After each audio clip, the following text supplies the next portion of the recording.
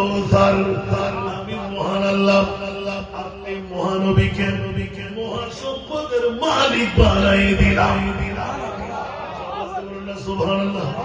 সম্পদকার মালিককে আল্লাহ তৈরিকারী, আল্লাহ পয়দায়েশকারী, মালিক বানাইলেন আমার নবীকে।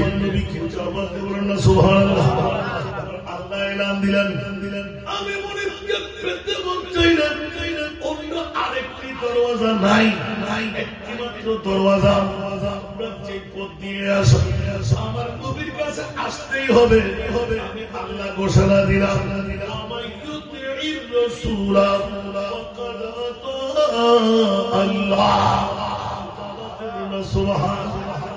নবীকে পেয়ে গেলে আমি খোদার পাওনা হয়ে যাবে।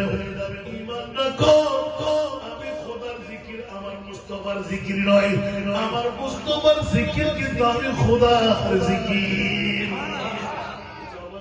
সুবহানাল্লাহ।